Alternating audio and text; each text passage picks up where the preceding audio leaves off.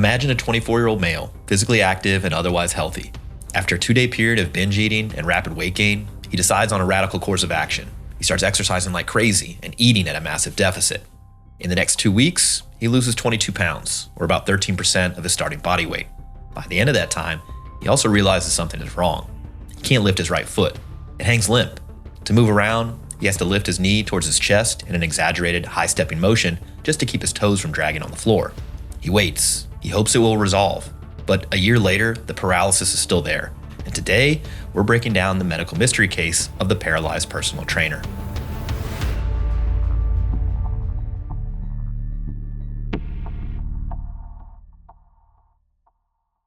Welcome back to the Barbell Medicine Podcast, where we bring modern medicine to strength and conditioning. I'm Dr. Jordan Feigenbaum, and I'm joined by the second most handsome doctor in North America, Dr. Austin Baraki. What's going on, dude?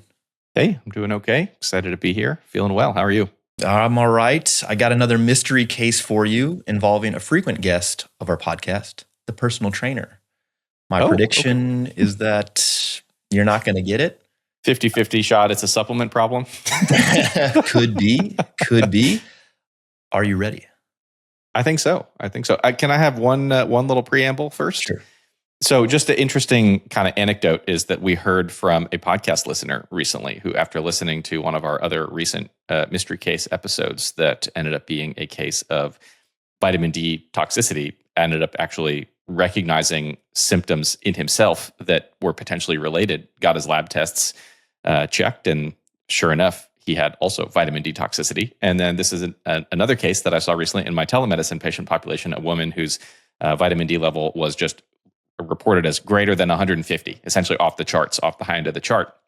And that was many months ago. And I asked, what were you told to do after that lab result? And she told me that she was told to reduce her high-dose vitamin D supplementation from taking it twice weekly down to taking it once weekly. I said, that is also unwise, and we should probably stop it altogether because this is going to last a long time before it gets better. And so we've caught multiple cases of vitamin D toxicity now in people who are kind of supplementing, not truly like megadosing, just taking more than they need in inappropriate contexts. So, buyer beware out there. Is this vitamin D maxing? Is that what this is called? An inadvisable strategy. We're currently in fiber maxing mode, so advise that over vitamin D maxing. Agreed. All right. Well, Austin, I have a consult for you. Okay, let's do it. The patient is a 24-year-old male. He's in the emergency room right now. He came in because his new girlfriend finally convinced him to get his foot looked at. For the last year, he says that his right foot has been dragging whenever he walks. Prior to that, he says he's never had any issues with his feet or his ankles, but that he probably should have gotten it looked at sooner. He says that a year ago, he went off the rails on his diet for about 2 days, and afterwards, he started a rapid weight loss plan where he reportedly lost 22 pounds in 2 weeks. He was also exercising during this time, which involved a lot of high-intensity sprints, squats, and aggressive stretching. Since then, he's had this foot issue every time he walks or tries to run. He reports tripping frequently if he tries to move too quickly, and that he's had to go a little lighter on legs, but otherwise, he's able to work out normally. He denies any back pain, any numbness in the groin, any bowel or bladder changes, or any trauma to the area. So, Austin, we've got this 24-year-old with a 1-year history of foot drop that appeared out of the blue. The initial story involves high-intensity sprints, deep squats, and aggressive stretching, but it happened right as he lost about 13% of his body mass in about 2 weeks. So when you see a young, active guy whose foot isn't working, yet he doesn't have any back pain or trauma, how do you go about building your differential? Is he getting imaging immediately, or are you headed to the lab? Cool case. Okay. So I'm going to actually rewind a little bit from some of the kind of specificity that you layered into the case. So oftentimes when we start these things, we have a lot of clinical information, context, who the patient is, their past medical history, their details, and that kind of already gets you going in terms of narrowing things, but I like to start as broad as possible. And so I'm going to back up from the fact that he's young, that he's previously healthy, that he had that backstory, and just say, I have a patient who is experiencing what you're telling me, labeling as foot drop, or we could say there's some kind of like weakness going on in the foot, subjective, until we prove it objectively on our testing. And this is a relatively common problem just when somebody has the concern of weakness is really what I'm going to start with, as broad and general as that is. The question when we start out with that is it just this kind of like generalized weakness? The person is, feeling weak all over. What does that really mean? How are they describing it? How are they experiencing it? Is it more fatigue? Is it weakness in terms of shortness of breath? Sometimes people feel dizzy and they say that they feel weak. Or is it what we'll call more focal? Is it in a specific area of the body? Are they unable to lift a particular limb or multiple limbs? Are they unable to lift both of their arms? Are they having trouble standing up out of a chair? These are all different things that can help us try to narrow down on where could this problem live in the patient's body. With weakness that is kind of true weakness, that there's an area of the body that is not able to be moved quite normally, the way we think about it is kind of what is the normal physiological pathway to be able to exert force. And so that all starts up in the brain. You start in the brain with kind of your premotor cortex, and I'm not going to go through all the details of that, but the conscious centers that initiate volitional movement, those send their signals down the neurological axis from the brain down to the spinal cord to the nerve roots. Those come out in the spinal nerves that come out from there. Those end in neuromuscular junctions that then meet up with the muscle. And then that muscle is signaled by way of depolarization, some ion shifts, things like that, to contract. That muscle contraction pulls on a tendon across a joint and then moves the body part. And so we think from start to finish along that entire pathway to try to identify where could this problem be that would best explain the pattern of weakness that the patient has. So if it's in one very particular area of the body, that does tend to narrow down the places that we look. It tends to be more, is there a problem in the brain in a very particular spot? For example, people might be familiar with, this patient had a stroke and now they're not able to lift their arm afterwards. Obviously, that tends to manifest much more abruptly unless the patient has it and then for whatever reason doesn't notice it or doesn't think much of it and comes in a year later. Strokes tend to be more sudden, abrupt onset type phenomena. The other end of that kind of axis, the neuraxis as we'll call it, tends to be things at the level of the joint, the tendon, the muscle, and the nerve ending that supplies that muscle, or the nerve that supplies that muscle. Those are all other areas that can have problems leading to weakness in a particular area. So if somebody has a joint problem, if they have a ruptured tendon, if there's a muscle that for whatever reason is torn or is not working for some reason, and then if there are problems like a neuropathy or a nerve problem that makes it unable to kind of stimulate and trigger that muscle to fire. Problems that arise in the spinal cord, and those are less likely in this situation because they're going to be less likely to be so localized to just the foot. We're going to expect to find more often other problems, like some of the things you mentioned, whether the patient might have some back pain or some urinary problems, or they would be maybe a little bit more likely to have symmetric problems on two sides of the body instead of just one foot, for example. And then thinking about the timeline of how long this has lasted. Again, I mentioned that strokes, for example, or other kind of like vascular problems tend to be sudden or abrupt, whereas the things that tend to last or develop over longer periods of time or last longer, they might be, for example, an infectious cause or an inflammatory cause that can impact the nerves. There are autoimmune diseases that can lead to nerve problems that can lead to a foot drop, for example. There can be toxic metabolic deficiency type issues that can lead to nerve problems. So people with, heavy alcohol use, I've actually seen this exact thing happen in people who drink far too much on an alcohol related binge and have other sorts of, concomitant problems, deficiencies, things like that.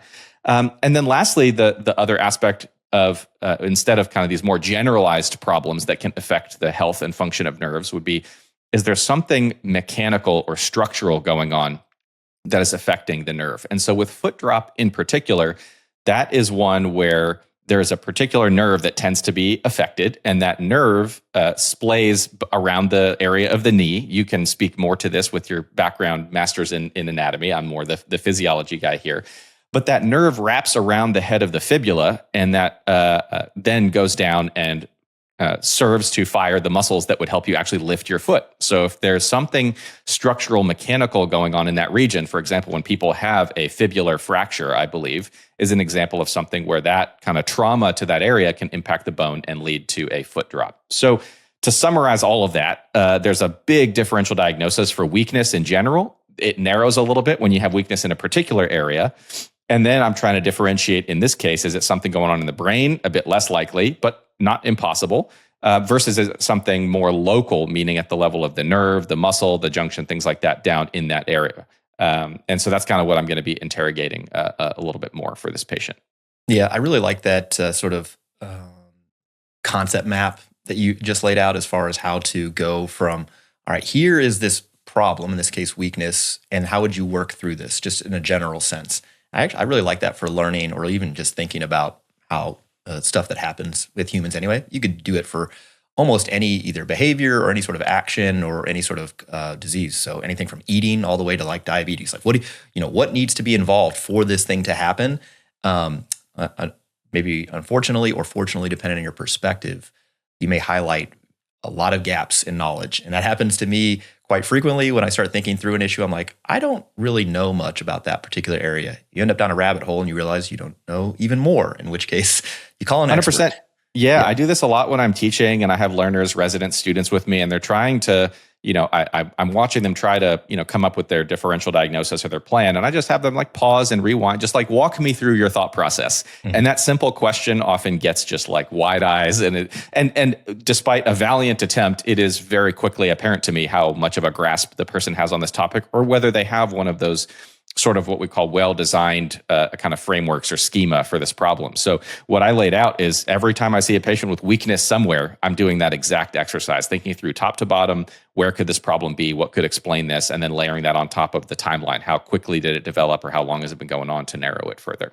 Yeah, I remember on an anatomy test, we had this, so when I was in my master's program, it's different than med school, which mostly had multiple choice type answers. That's just to standardize everything. But for the master's program, they were like, nah, we'll read your stuff.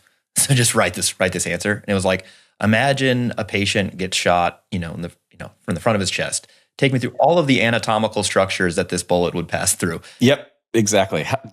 Immediately apparent. Do you know your stuff or do you not? 100%. All right, let's dive back into this like it's Who Wants to Be a Millionaire. The music comes in and the lights go down low. All right, Regis. Back to our patient. Let's dive into some of the subjective data to see if we can get you closer to a diagnosis. So his vital signs are normal, and he appears to be a healthy young man in no apparent distress sitting upright in bed. He's already had an extensive lab workup in the emergency room. So his metabolic panel and his chemistry labs are normal, suggesting that, for example, he doesn't have anemia and his kidneys and liver appear to be functioning relatively normally. He also had a TSH, his thyroid stimulating hormone, a hemoglobin A1C to look at his fasting blood sugar or blood sugar control over the past few months, and his vitamin B12 are all stone cold normal as well. They also ran some inflammatory markers, his ESR, erythrocyte sedimentation rate, and his CRP, C-reactive protein. Those were both normal. And of course, your favorite, he had an ANA run to look for maybe some sort of autoimmune contribution. That was negative. Now, on the physical exam, the motor deficit shows significant abnormalities.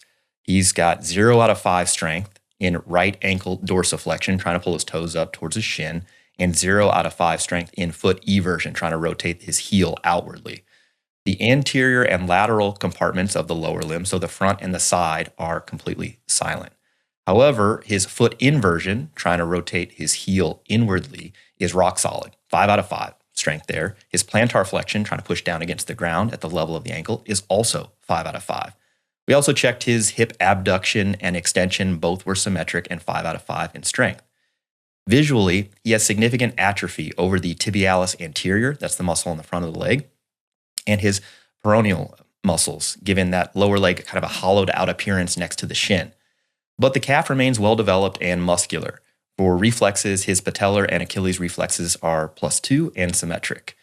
Sensation-wise, he's mostly intact, but he does describe a sort of dead feeling or numbness on the top of his foot, specifically in the triangular patch of skin between his big toe and his second toe, that web space. Sensory exam over the lateral calf is preserved. He also had him walk the hall, and when he did, he had to lift his right leg up really high for each step, and then his foot sort of slapped down on the ground each time. And in the ED, they said, well, look, foot drop equals bad back, so they actually sent him for some imaging. So he had plain x-rays or radiographs of the lumbar spine, the pelvis, and his right lower limb. Those were all unremarkable. He then had a MRI of his lumbar spine to look for disc herniation or signs of nerve damage, and the report just came back. The back is pristine. No disc herniations, no foraminal stenosis, and the lumbosacral plexus looked entirely normal. So, Austin, we've got this year-long weakness with an apparently clean spine and a patient who just spent the 2 weeks preceding this on a crash diet. If the MRI says the source isn't the back and the history says that it started exactly when the weight vanished, how are you changing your differential, if anything? Yeah, I realized that in my prior discussion, I kept it general the whole time and never focused in on the specific context, which I'll do now because I do have a suspicion of what could be going on here. I think the most remarkable thing about all this, honestly, is I want to know what ER has the interest, the willingness, and the capacity to do that amount of workup on a guy who came in after a year of this symptom and send him for an MRI in the ER. That should not have happened. End of the month, quotas, slow day. This is not an emergency a department problem. But yeah, some of those labs, a little bit helpful. Most of them, I was not really expecting much to be abnormal about them. Again, I think that my suspicion of something going on in this patient's brain, which, interestingly was not addressed at all here, is very, very, very low. The idea of something going on in his back, also quite low based on the history. The exam that you're describing is just a total classic foot drop exam, what you describe as what's called a high stepping gait, and then the specific pattern of dorsiflexion and eversion being gone while maintaining the functions of the other muscles in the lower leg that are not served by that nerve. So this is a very, very focal process. There still can be generalized systemic diseases that manifest with a single nerve being down. However, not for a year. So, for example, I mentioned some of those like autoimmune conditions. There are certain kinds of vasculitis, for example, that can cause neuropathies developing all over the body. We call that something called mononeuritis multiplex that can happen. But again, he's had one nerve that has been down for a year and no other issues that have developed. So already that takes many of those kinds of like small vessel vasculitis like off the table. This is much more likely now to be a local, much more likely to be a structural mechanical type problem in that area than it is something more generalized systemic, like an autoimmune disease or a deficiency like thiamine, related issues, or that they measured B12. That wouldn't manifest this way either. So things like that. So now I'm much more honed in on like something is probably going on in that particular area. And I would want to take a closer look at the level of the knee and the lower leg and the foot, which we did a pretty good neuro exam from what was described here. There has not been apparent trauma that happened in the area. The context of rapid weight loss. So let's talk through like what can happen in that situation. There can be metabolic changes that can happen with rapid weight loss in terms of, say, fluctuations in glycemic issues, lipid changes that happen in the blood. We've talked before about, for example, when people undergo rapid weight loss, how that can increase the risk of like gallstone formation and other sorts of things like that. Not at all relevant to this case, but just examples of there are certain physiologic changes that we expect to find when people undergo rapid weight loss in various ways. If the patient is on certain medicines and they lose a whole bunch of weight, maybe the medicine that they're taking suddenly is like way more than they need, and that can end up leading to downstream problems.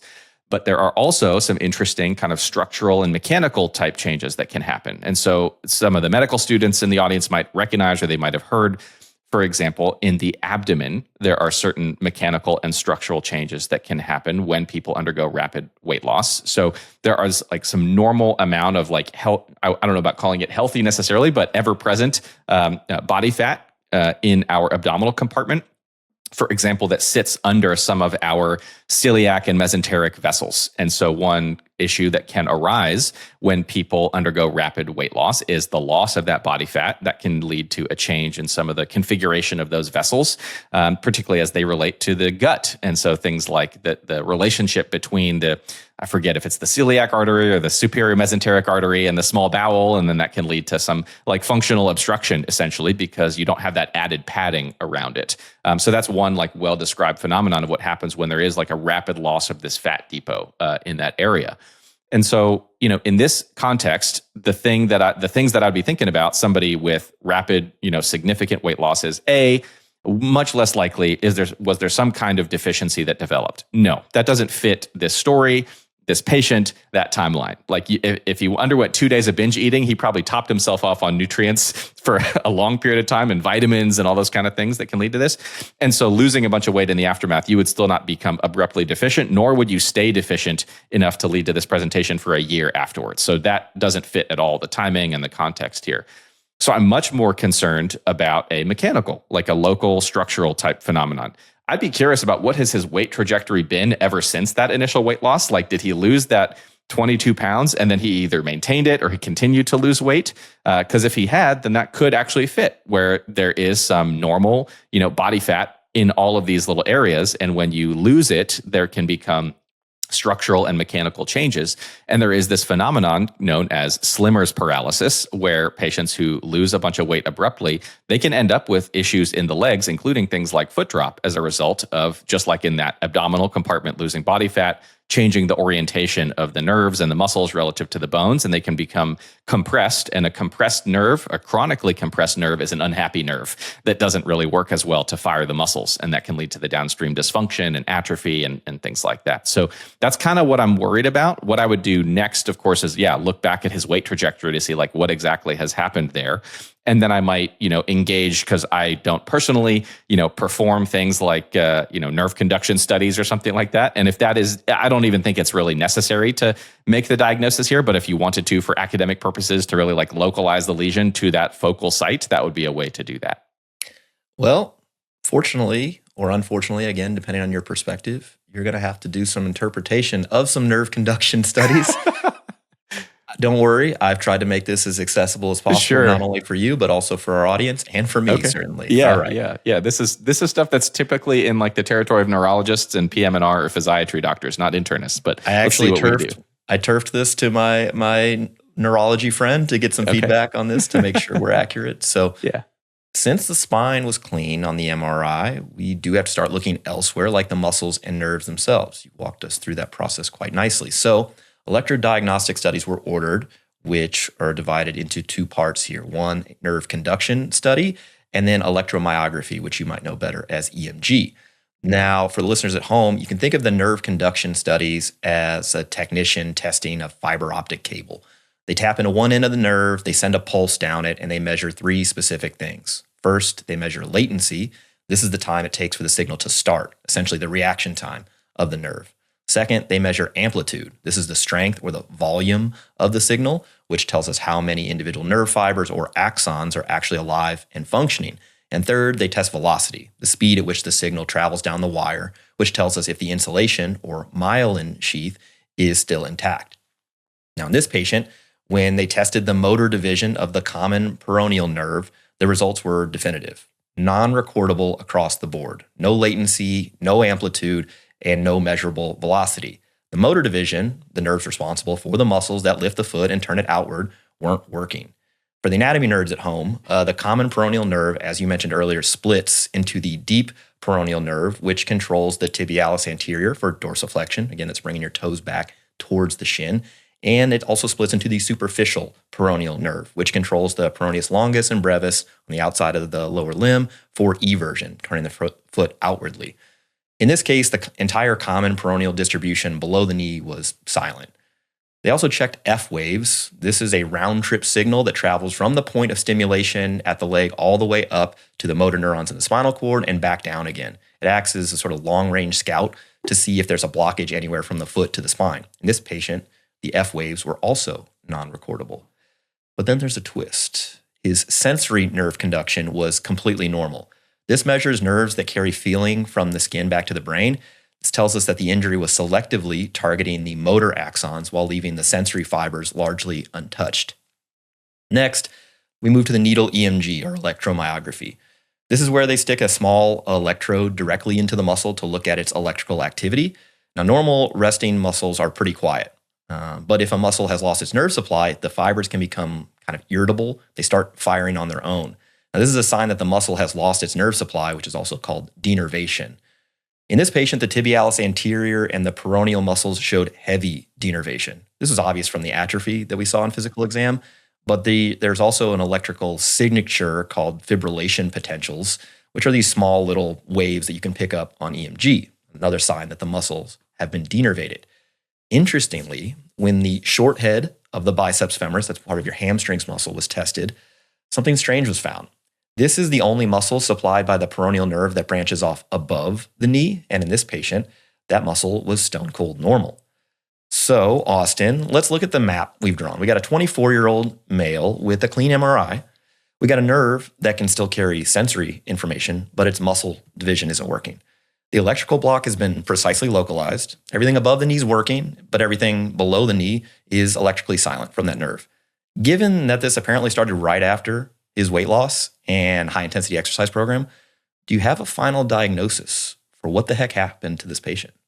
Yeah, this has only further supported my suspicion so far. And one curiosity here, I mean, he did seem to mention that he had a little bit of some maybe subjective numbness on the dorsum of the foot, which could also fit with some of the sensory distribution of these nerves. Maybe it wasn't enough of a sensory dysfunction to be detected by the study. But yeah, a lot of that is, I would say, not necessarily above my pay grade, but adjacent to it, because the details of those studies are not really in my field. But yeah, this really heavily localizes it to the level of the knee. And so my suspicion is that there was either some unknown, unrecognized, unappreciated trauma with his high intensity exercise at the time that affected the nerve at his knee during that time, or this is a case of, again, rapid weight loss induced so-called Slimmer's paralysis, where the rapid fat loss in that area leads to functional kind of compression of the nerve. And again, if his weight dropped and has remained low, or he never regained body fat to kind of restore padding in that area, the nerve would not really have a ability to kind of recover its function, innervate that muscle, and lead to him to be able to lift his foot again. So that's kind of where I'm at. Color me impressed. The diagnosis is Slimmer's paralysis, historically known as dieting palsy. It is a nerve entrapment of the common peroneal nerve at the fibular head. It was once a historical rarity associated with prisoners of war and individuals with severe anorexia nervosa, but there's some concern that there could be a modern spike or uptick in cases with the increased popularity of GLP-1s. Now, the pathophysiology you did describe is mostly a functional compression, but there's some thought there's a second hit, so this sort of two-hit model. As you talked about, hit number one is the depletion of that internal armor of fat. The common peroneal nerve is pretty vulnerable because it is tethered as it winds around the neck of the fibula. That's the outside smaller bone in your lower limb. In a healthy state, it's enveloped by the structural fat pad. The fat pad acts as a mechanical shock absorber, and it physically increases the space in the fibular tunnel so the nerve isn't pinched against the bone. Now, when this guy lost 11 kilos, 22 pounds in 2 weeks, the body presumably mobilized fat stores so rapidly that it stripped away the structural fat pad. And so without that cushion, the nerve was left sitting directly on the bone, leaving the margin of safety for compression at zero. Now, the second hit is the mechanical provocation. So he was doing the high-intensity sprints, squats, aggressive stretching, whatever that means, while his fat pad was progressively getting thinner. And so when active, that nerve needs the fat pad to dissipate pressure. Otherwise, the pressure on the nerve can get too high and disrupt blood flow to the nerve. The nerves do have a blood supply. It's pretty delicate. It's called the vasa vasorum. Now, when this blood supply is compromised, nerve conduction temporarily stops. We call that neuropraxia. If it's prolonged, though, the nerve can die and it must regrow from the site of injury. And this process is slow. There's Wallerian regeneration, like 1 millimeter a day. It's slow and it can be incomplete. That's what apparently happened to this patient. By the time he got to the emergency room, the damage was done. He had spent 12 months with basically zero motor signal reaching those muscles. The receivers, the motor end plates in the muscles of his shin, the side of his leg, had undergone some fibrosis. So they were no longer capable of receiving a signal, even if the nerve did manage to grow back. So at that point, his treatment plan shifted from neurological recovery to orthopedic salvage. He underwent a posterior tibialis tendon transfer. Essentially, the surgeons took a functioning muscle from the back of his leg and anchored it to the top of his foot. He kind of had to retrain himself how to walk and to pull his foot up with this new hardware. So there's a thought that this might be becoming more common, like a pharmaceutical slimmer. The GLP-1 agonists like tirzepatide and retatrutide can induce weight loss velocities that mimic bariatric surgery.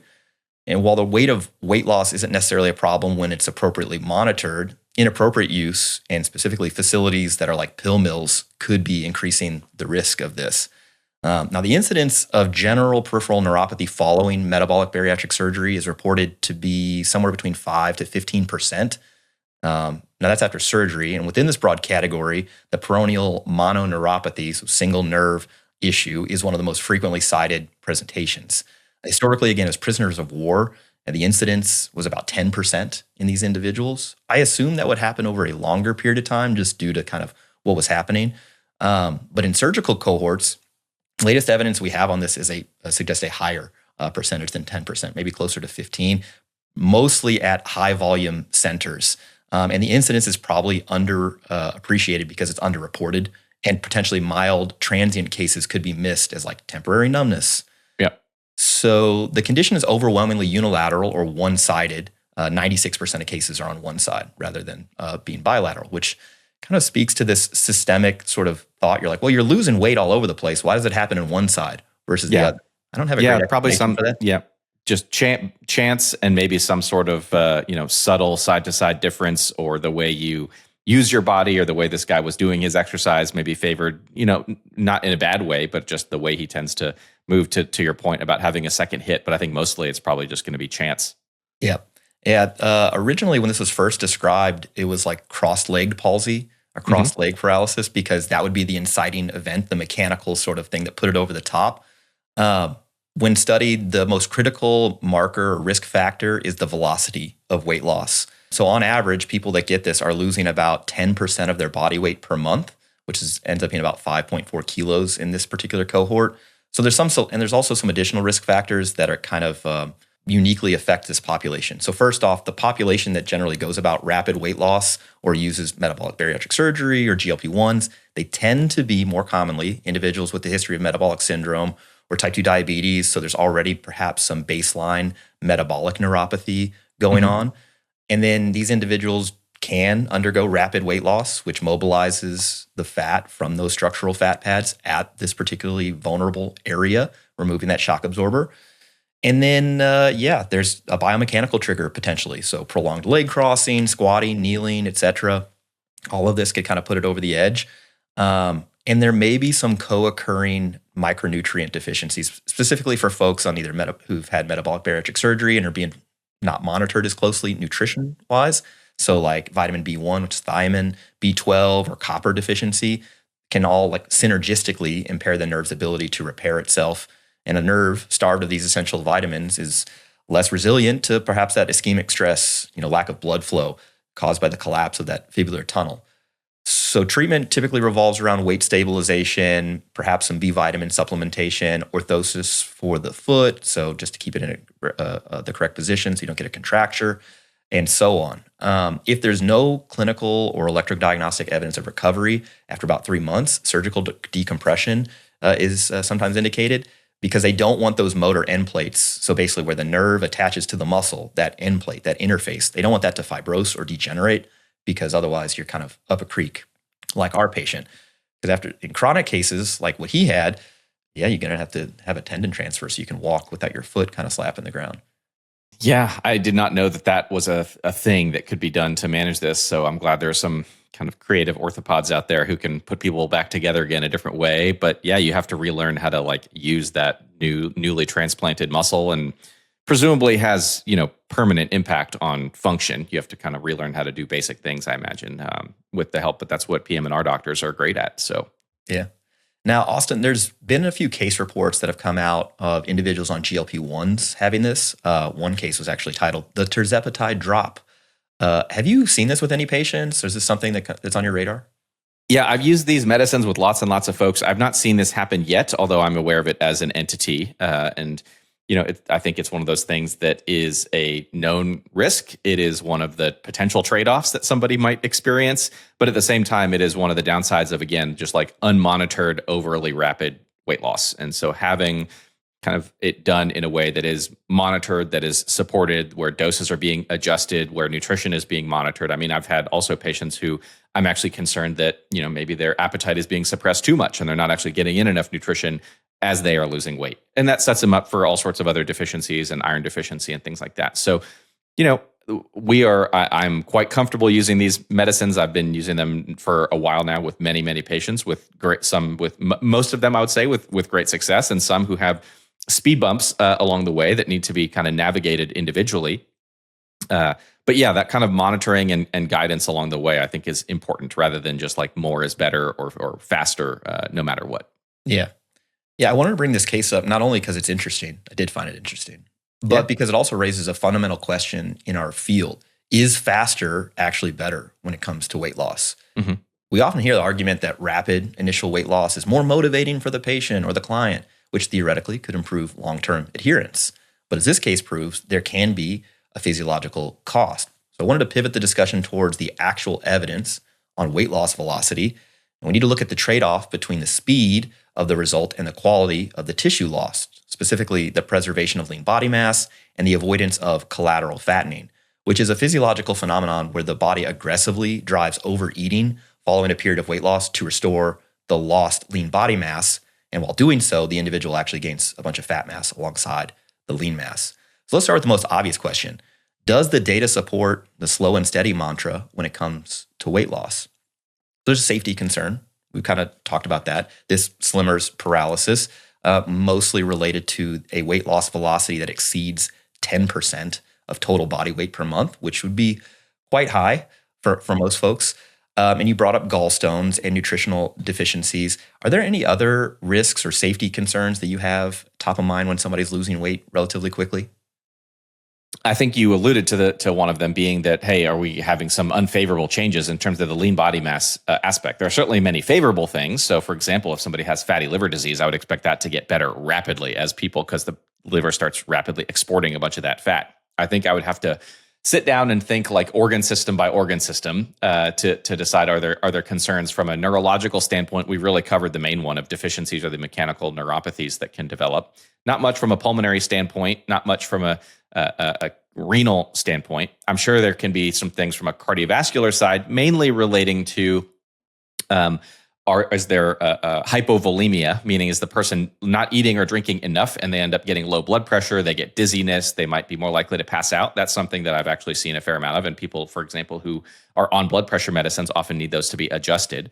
The other thing with especially like aggressive crash diets, things like that, where people are more prone to electrolyte abnormalities, you can end up with cardiovascular complications, arrhythmias, things like that can develop. Let's see what else. So I mentioned the liver, the gallstones we've talked about, the intra-abdominal fat, which itself, the gallstone risk can, I've not seen like rapid weight loss associated pancreatitis, but that may be a thing that can happen, whether by way of a gallstone or if you're liberating a lot of free fatty acids into the bloodstream and you get like severe high triglycerides. I guess that's another way that you could get there. And then again, not much in terms of the like lower GI tract or the kidneys or definitely the genitourinary tracts, not much that comes to mind. And then from there, it's musculoskeletal nature. So the muscle mass loss is the thing that comes to mind. I don't know how much of an impact I would expect with very short-term rapid weight loss on bone health. I'm sure there'd be something detectable. Whether that translates into a negative longer-term outcome, it'd be hard to say. So that's my like rapid pass through the organ systems and what I can think of off the top of my head. Yeah, I think that's quite good. The only other thing that comes to mind is maybe on the back end, right? It's like, great, you lost the weight, if that's the target. But if and when weight regain starts, if it's rapid and you were really restricted for a period of time, the refeeding syndrome type thing, we've had a few cases of like thyrotoxic periodic paralysis and some other just electrolyte abnormality stuff. So yeah, that's a concern. So that's safety. Moving on to what our listeners are probably more interested in, body composition. So the impact of weight loss speed or weight loss velocity on muscle mass differs significantly between athletes and lean individuals and the general population with obesity. So for athletes, the data for sure supports slow and steady. Now, there is some nuance here because there are papers out there describing relatively quick dramatic weight loss to make weight with preserved performance. There are a few different ways to do this. It's not highly reliable or conserved across everybody. It kind of varies significantly. But we're going to set that to the side and talk about more just, hey, should you lose weight rapidly or slowly if you're an individual who's really interested in performance or otherwise an athlete? And I think there's a really good study to show the evidence on this and kind of demonstrate our position. So this is a group of elite Norwegian athletes from a variety of different sports. They were randomized to either slow or fast weight loss groups. The slow weight loss group followed a diet that resulted in losing about 0.7% of their body weight per week, whereas the fast weight loss group doubled it, 1.4% body weight per week. So that's almost 6% per month. Now, the study ran until all athletes reached the desired weight loss, which was a minimum of 4% decrease in their body weight. So it lasted between 4 to 12 weeks. During the study period, both groups also engaged in resistance training 4 times a week. At the end of the study period, body weight decreased by about 5.5% in both groups, with the slow weight loss group losing a higher percentage of body fat compared to the fast group. Additionally, the slow weight loss group saw an increase in their lean body mass by about 2%, which might be a measurement error, but it's still not a loss, which it seems positive. And their 1 rep max squat and bench press improvements were greater in the slow weight loss group compared to the fast group, about 12% for the squat in the slow group versus 9% for the fast group, and 13.6% for the bench press group, who was using a slow weight loss approach compared to 6.4% in the fast group. So overall, to me, this suggests like, look, if you're already relatively lean, and you're trying to go get even leaner, probably slower is better if performance is a concern. But on the other side of the coin, for individuals with obesity, the data really kind of challenges that slow mantra. There's been a few recent meta-analyses that suggest for individuals with obesity, the rate of weight loss does not inherently dictate the amount of muscle loss, provided that protein intake and resistance training are controlled. We know those are 2 big levers that preserve muscle mass. And in this particular population, it doesn't seem like going faster produces more lean body mass loss. Individuals with higher body fat can mobilize fatty acids more effectively, and they have more of it to do so. Then that can cover some of the energy deficits and preserve some of the muscle loss. This is a lot of the mechanistic stuff that keto advocates tend to cite. But yeah, it actually looks like this plays out for individuals with obesity who do lose weight a little faster. So you might potentially choose that if somebody was interested in doing so, with knowing the potential risks and maybe having that top end velocity ceiling of 10% per month in mind. The next thing we got to move on to is metabolic adaptation. Austin, do you ever talk about metabolic adaptation with your patients? Not using those terms. I think the concepts are kind of baked into my conversation, mainly when I have these conversations all the time now with folks who have many times been struggling with their weight their entire life and feel like they're doing everything right. And yet, despite their best efforts, they either struggle to make progress or they make initial progress and then things tend to rebound. And so it's kind of baked in as part of the explanation of how, quote unquote, the body fights back after your initial weight loss efforts, both in terms of increasing appetite and that kind of question of metabolic adaptation. I put a lot more emphasis on the appetite aspects here. But that's something that's kind of baked into that conversation implicitly. Yeah. People talk about metabolic adaptation or adaptive thermogenesis, or you've broken your metabolism, something like that. They talk about it frequently, but the definition is kind of messy. The way I define it and the way that a lot of researchers that I read define it is that metabolic adaptation is a greater than expected reduction in the amount of calories used in a day in response to weight loss. So, for example, we know as your body mass goes down, you're going to burn less calories because you have less mass. Now, the proportion of muscle to fat loss, those 2 things require different amounts of energy per day. And so if you lose way more muscle than fat, you could go down more. This is all predictable. That's not metabolic adaptation. Metabolic adaptation is if there's additional reductions in how many calories that you need per day to keep the lights on in your body that we don't predict by just the tissue loss alone. So it's maybe like a metabolic efficiency increase. Data indicates that rapid weight loss increases the metabolic adaptation more than gradual weight loss. And there's actually a really good meta-analysis that came out, I think, in 2020. There's a deeper suppression or greater suppression of resting metabolic rate. That's basically how many calories you use per day to keep the lights on in your body. In a comparative analysis, rapid weight loss groups who lost about 7.5 kilos reduced their resting metabolic rate by about 137 calories per day, compared to only 87 calories per day in a gradual weight loss group who lost about the same weight.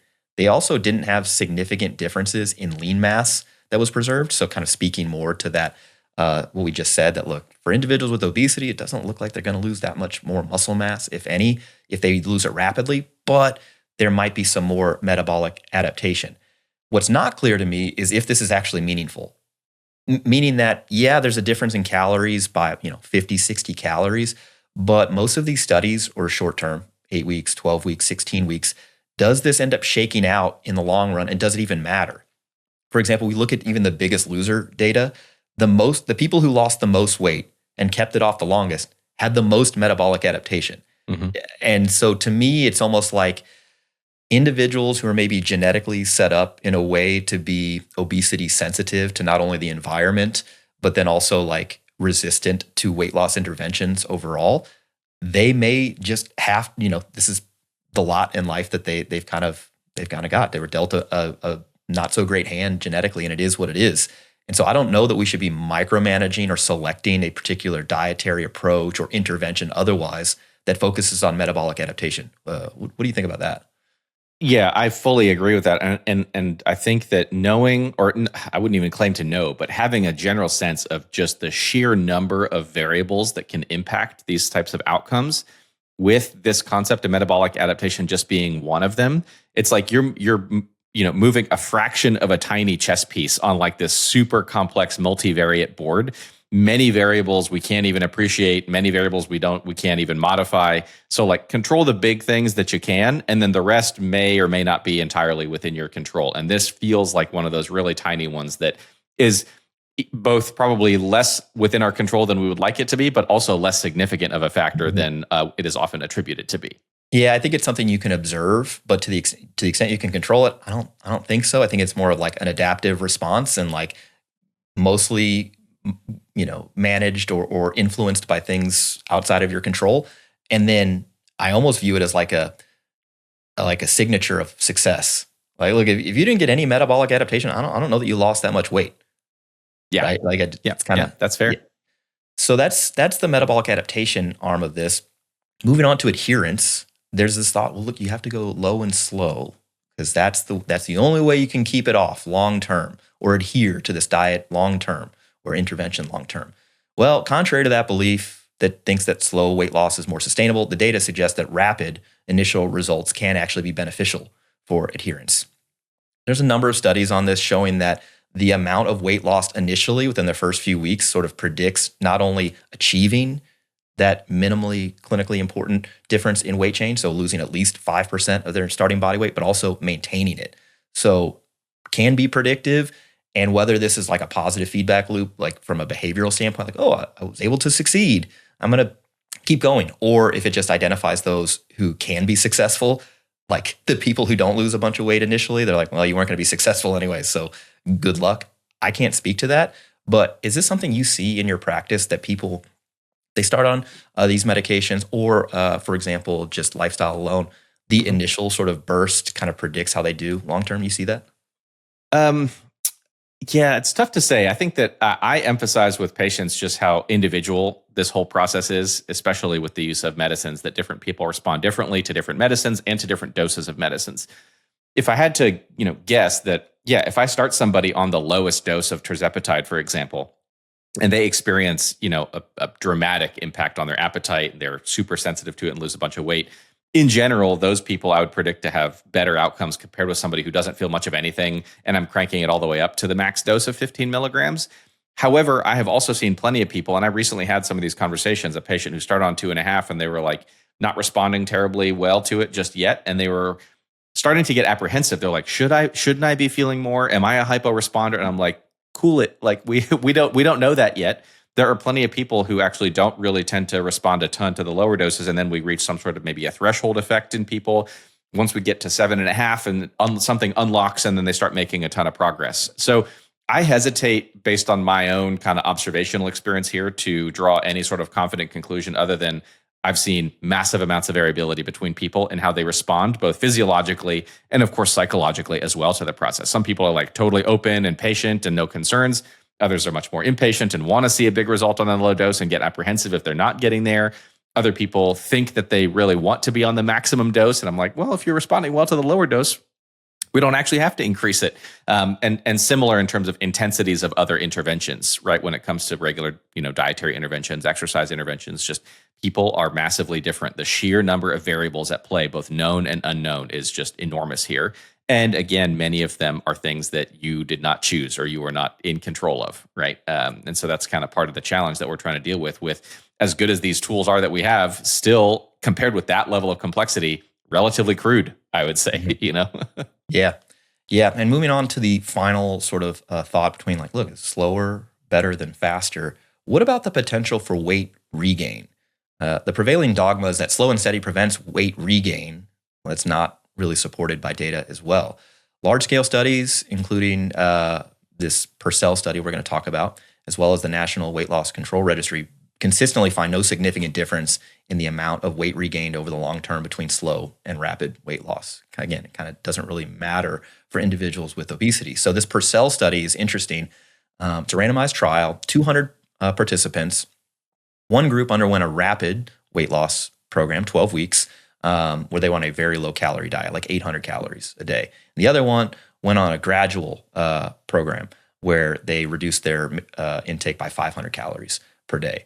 The success rate, the rapid weight loss group was far more likely to hit their target weight loss. About 81% of that group was successful, compared to the slow weight loss group, only 50% was successful. Now, after 3 years, both groups regained roughly 70% of their lost weight.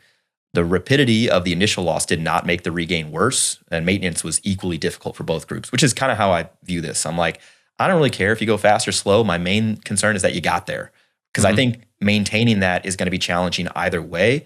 But first, we got to get there to even worry about maintenance. Does that make sense for you? Yeah, I mean, I think we've talked about this a lot, where it matters how you got there with certain things. But with other areas, it's like we really care about the outcome. And so to the extent we see a lot of people now, especially like kind of moralizing around, did you get there with diet and exercise, or did you use the medicines, or did you use the surgery? And it's like we put a lot more emphasis on like, let's get there. Yeah. And then the details of how you got there and the implications of that and what does maintenance look like, we can kind of negotiate along the way. This is another super common conversation I'm having with folks who, even before we've even started, for example, the use of a GLP-1 agonist, they're like, well, what does it look like when it comes to maintenance? And it's like, well, happy to have that conversation, of course. And I lay it out for them, but it's like, we got to get there first before we can negotiate what does that look like for you. And we can't even predict, are you going to be somebody who needs to continue using one of the medicines? Are you somebody who might be able to get away with lowering the dose or using it a little less frequently? Or are you one of the, relatively few people, maybe in the order of 15-ish% of people who can actually come all the way down, potentially even off the medicine, and sustain, the majority of your weight loss? There's a lot of variation in how this looks in practice, but let's get there is the primary goal. Yeah, the analogy is like with blood pressure, right? We've talked about on this podcast before that apparently starting with multiple very low dose antihypertensives seem to work better than like maxing out one particular drug, right? And so imagine you have a patient and you're walking them through this and they're on board. They're like, look, doc, whatever you think is right. And so they're ready to start multiple agents at a low dose. But then immediately right after that, they're like, and when can I come off? And you're like, well, maybe let's get there first, and then we'll talk about it, because it directly impacts the risk. Now, this brings up a new paper that just got released that's getting a lot of traffic. New study from Mass General, Harvard. So it's going to get some airplay. The study is titled Weight Regain After Cessation of Medication for Weight Management, a Systematic Review and Meta-Analysis. This was just published. I'll link it in the show notes below. Basically, they did a meta-analysis, a study of studies on people who were on anti-obesity medications and look what happened after they got off. Now, 37 studies were included, about 10,000 patients, and they included all sorts of different anti-obesity medications. So not just GLP-1s, but even some of the older agents. And invariably, there are differences in not only how much weight was lost, but what happens afterwards. Now, the mainstream media and maybe some, we'll call them GLP-1 skeptics is not the right word. It's maybe like anti-GLP-1 people, whatever. It seems like that anyway. There's plenty of those out there, we know. They're like, look, after you come off the medication, you regain the weight, and you regain the weight faster than if you did lifestyle alone. And so in this particular study, they showed that, this systematic review and meta-analysis, they show that, look, people come off these medications, they regain weight 4 times faster than those who are on lifestyle change alone, so diet and exercise. Failing to mention that the people who are on these medications lost way more weight on average. And so yes, the absolute rate of weight regain tends to be faster because they lost more weight in the first place, but also ignores a few other kind of nuances here. So nuance number 1, when we just restrict the analysis to GLP-1s on their own, and we look at 1 year data of people who come off and they're off for a year, actually seem to preserve more weight loss overall than people on lifestyle alone. Now, whether that gets back to null and 0 at 2 years, 3 years, 4, we don't know. But at least in the first year, it looks like, look, there's some sort of durable effect of these agents. And then two, which is not really a nuance point, but maybe the total point, like any intervention that causes an effect, you'll likely have to continue doing that intervention to preserve that effect, whether it's diet and exercise alone, whether it's medication, whether it's both, whatever. It's not like you can just do it and be like, okay, I don't have to do it anymore. It's done. Yeah, honestly, most interventions that we have. Here's another interesting hot take that I will have.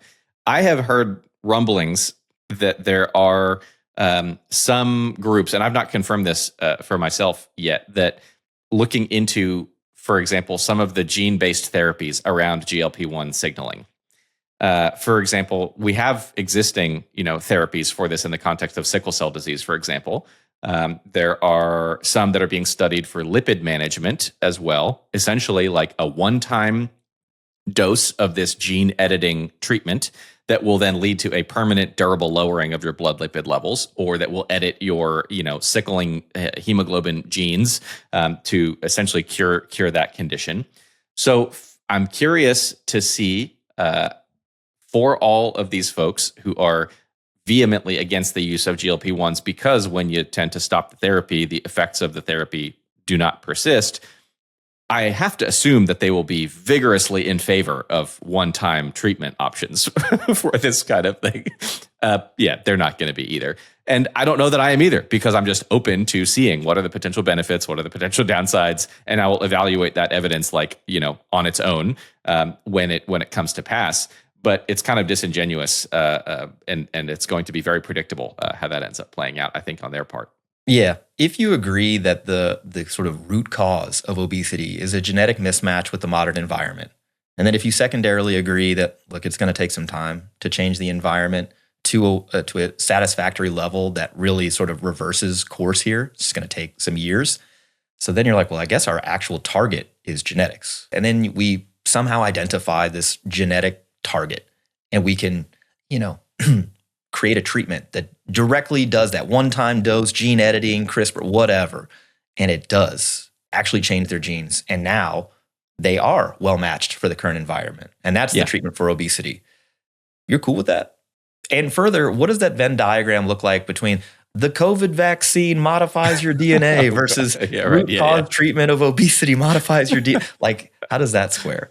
With the technology that we have, identifying to the way that you've described folks as being kind of more obesity sensitive or obesity resistant in the context of the modern environment, what are the variables that are most predictive of a quote unquote obesity resistant phenotype? What do the genetics look like of somebody who is quote unquote naturally lean? And then is there a gene therapy that you want to try to institute to folks who struggle to kind of make them more obesity resistant? I'm not even advocating for this, because it's just like a whole minefield of a complex topic in terms of, editing people's genetics, and at what point in life do you do that, and what are the implications and things like that. But that's kind of the phenomenon that you're getting at here. Yeah. I don't know. I think it'd be cool, like a great, if possible, that would be an interesting option for folks. But yeah, TBD. I just find the argument that you shouldn't use GLP-1s because when you come off them, you're going to regain the weight. And it's like, that's like saying you shouldn't exercise because when you stop doing it, you're going to, lose the muscle mass or whatever. It's like, yeah, maybe there's a more durable effect of exercise longer term than GLP-1s, sure. But for a dietary pattern, it's like saying you can only eat healthy for the next year to lose the weight. And then after that, you have to stop because we don't want you to have to keep doing it. It'd be silly to have to keep persistently doing something. Yeah. Despite all the other. Yeah, it's nonsense. All right, Austin, any closing thoughts on losing weight rapidly versus slowly for metabolic health, long-term health trajectory, and maybe how you contrast that with active individuals, athletes who are looking to be a little leaner, but not necessarily for a health purpose? Yeah, I think it's a good topic. I think you did a good job kind of surveying the evidence, and this whole episode, including starting from the very beginning with the mystery case, serves to lay out and describe a fair amount of the potential pros and the potential cons of doing this, just like any intervention has potential benefits and potential downsides. And so then our job, whether as people considering these paths before us, or as clinicians guiding folks through it, is helping them weigh those potential benefits and downsides on an individual basis. So somebody who is at extremely high risk of cardiometabolic complications, yeah, I might favor a little bit more rapid if I can, notwithstanding this maybe risk of a little peroneal neuropathy that is likely to be either not noticed or transient or something like that. But for somebody who values high level performance, then the calculus changes a little bit there. And so these decisions should be made individually. And if you have a clinician that you're working with, then you have that level of supervision to have these kind of conversations of what does this look like. And of course, this is all underscored by our unsurprising recommendation that anytime you're losing weight, you ought to be strength training to do your best to maintain the lean body mass and the muscle mass along the way. Agreed. Yeah, just some more clinical logic that you're spouting here. If the benefits outweigh the risks, would proceed. If that flips, then maybe slow down a little bit. Yeah, with conditions that you mentioned, there's some strong push towards let's take care of this obesity thing as quickly as possible to reduce your risk, whether it's heart disease, particularly liver disease, for example. Whereas if it's more of like, this isn't really for health, I'm really concerned with performance, well, then the risks of rapid weight loss seem to outweigh the benefits, which is interesting because on our forum, on our AMAs or whatever, we frequently get questions about, should I follow a protein sparing modified fast? Should I do this other rapid weight loss protocol? And I'm like, look, you're not an individual with obesity to a level that is compromising your health.